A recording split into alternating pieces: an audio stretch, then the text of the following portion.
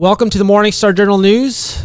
Joining the program today is Janet Porter. She is the architect of the pro-life heartbeat bill, which ensures that if a heartbeat is detected, the baby is protected. So thank you for joining us today, Janet. Thanks so much. Glad to be here, Matthew. The heartbeat bill that you created has passed through 14 state legislatures. Am I correct with that? Mm-hmm. So far. And North Carolina is possibly the next one, which will be the 15th. I believe so.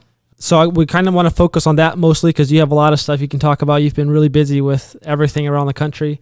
But on November 8th of 2021, McDowell County signed a resolution to start the process, and it was led by their commissioner, Chris Allison. I believe you helped draft it as well, the resolution. I gave a few tweaks maybe to Chuck Abernathy and just encouragement, because when you have the support of the grassroots, when the county commissions, when the city commissions, when the others get involved, it helps to give a push to the legislature, and that's what they need. Okay, so that's their goal behind it. Because when I talked, we had Chris Allison, the McDowell County commissioner.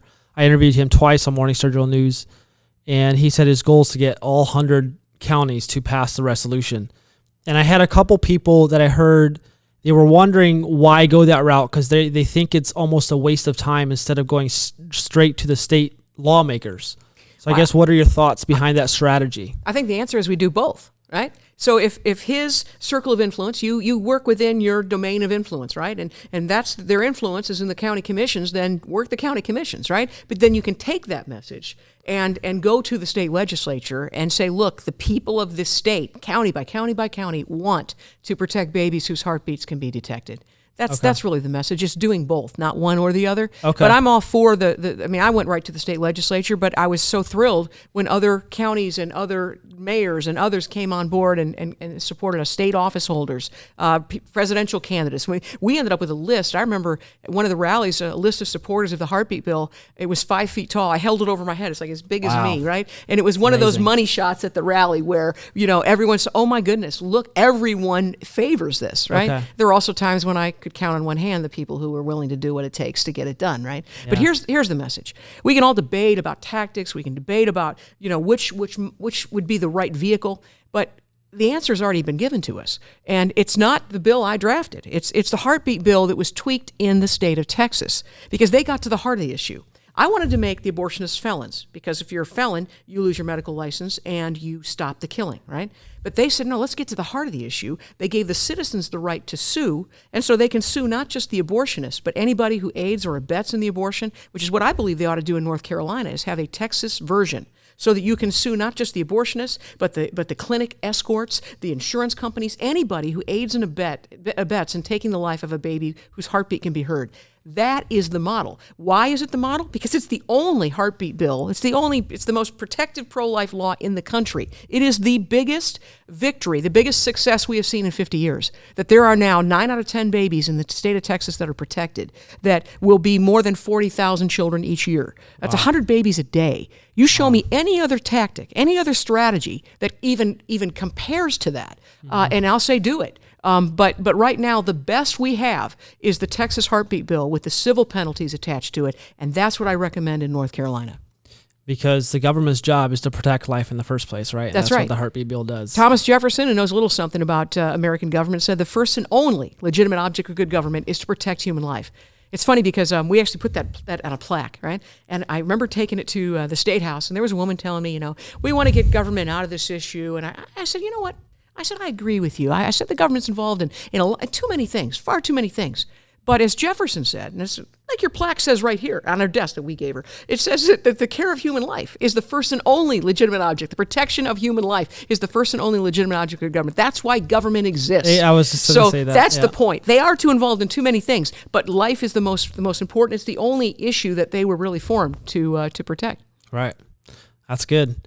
What effect will the Supreme Court decision on the Mississippi case have on heartbeat bills being passed going forward? Because I heard a couple people say, well, they don't want to do anything in North Carolina until the Supreme Court makes a decision. Now, that's an excuse that is invalid. Because here's the thing. What Mississippi is, they're basically taking the line from the arbitrary, can the child survive based on our technology, right? The arbitrary line of viability. They're moving it down to 15 weeks, which is pain. But what Heartbeat does, it takes it down to about 6 weeks. But it's based on not a guess, an arbitrary number. It's based on whether or not, like any other medical patient who's in any hospital in America, you check the patient for a pulse. It's what you do. If you find someone lying on the ground, it's the first thing you do. You check and see, is there a heartbeat? Because the heartbeat is an indicator of life. Everybody knows that. That's why all those heart monitors are in hospitals. They're not there for decoration. Yep. Everybody gets it, right? So we don't have to wait for what happens with Mississippi. We already know what happened with Texas. They don't have the votes. They had three opportunities to strike down the Texas law, and guess what? They couldn't do it. You've got all these liberal justices that are ranting and raving and complaining and how they violate our commands, said Kagan, right? Are you kidding me? Well, guess what? They can rant and rave all they want, but they don't have the votes to overturn Texas, or they would have done it by now. And so we don't have to wait anymore. We've got the pathway to victory. We've got a bill that has showed us how to do this, how it is we can protect almost every child. And I believe that not only are they going to stop killing 9 out of 10, I believe abortion mills aren't going to stay open for a fraction of their business. We're going to see more and more and more of them close because they're in it for the money, as we've learned from Texas. When you take away that motivation, if you give a citizen the right to sue, and at the end of that lawsuit, if you violate the Texas heartbeat bill, you have to pay $10,000. And so does your receptionist, and so does your insurance company, and anybody else that's sued. And that's what North Carolina needs to do. And I'm going to give a call to our friend, Senator Alexander. We've talked with him. I remember speaking at one of his events and say, this is the bill. I mean, forget what I drafted. Go with what works. And that's the message for North Carolina. And to all the counties that are passing these ordinances, I say Godspeed. Go for it. But don't forget then to take that ordinance and take the message, not only to the press and the media, to let people know that the people of North Carolina want their babies with beating hearts protected. I mean, that's one thing this thing does. And what we did when we first started the heartbeat bill in Ohio and back in 2011 is we rolled in a mobile ultrasound. And I encouraged them to do that in the legislature. And we brought in this unborn baby to testify, right, to give testimony of the beating heart. And what it shows is not only that this is a fellow human being whose heartbeat can be seen and heard through ultrasound, but it shows how cold and heartless the other side is. And that's why we see the national polls.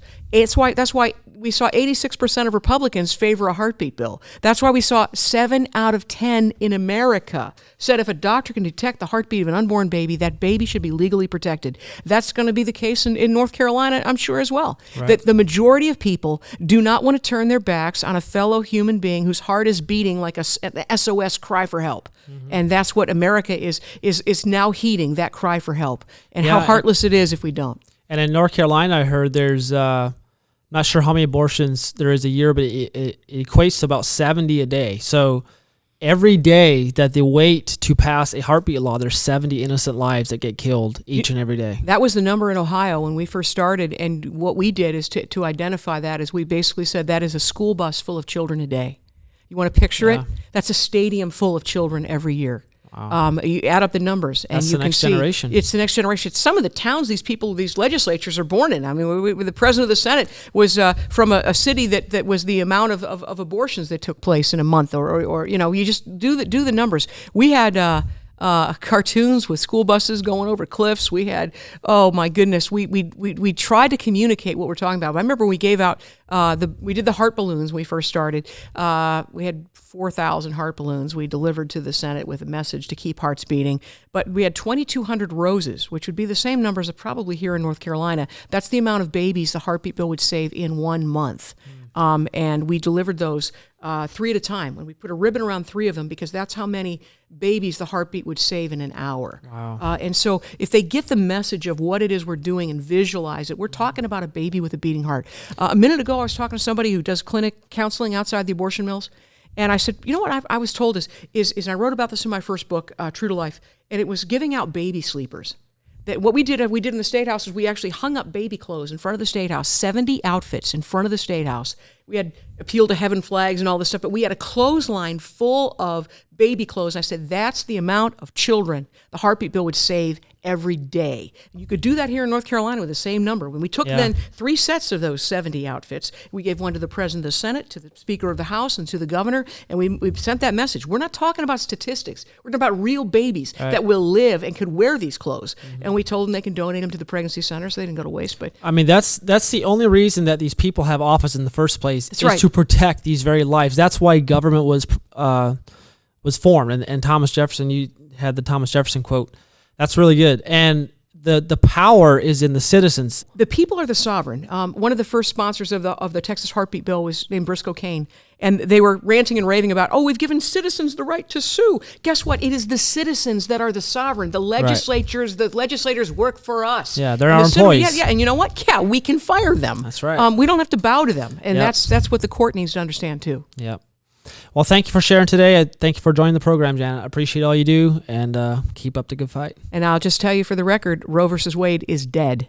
It's already done. The diagnosis is cast. It's just a matter of time before the rest of the world sees that, and children will live and not die. The end of abortion has begun. That's good news. All right. You can find out more about Janet's work on f2a.org. That is F and the number 2a.org. She does great work. There's a lot of great resources on that website. And if you live in North Carolina, it is within your hands, within your power to save 70 lives every day. Get involved. Contact your state senators, your state representatives. Share this video with your friends and get involved and save babies. So thank you guys for watching Morning Star News. Until next time, God bless you and God bless America.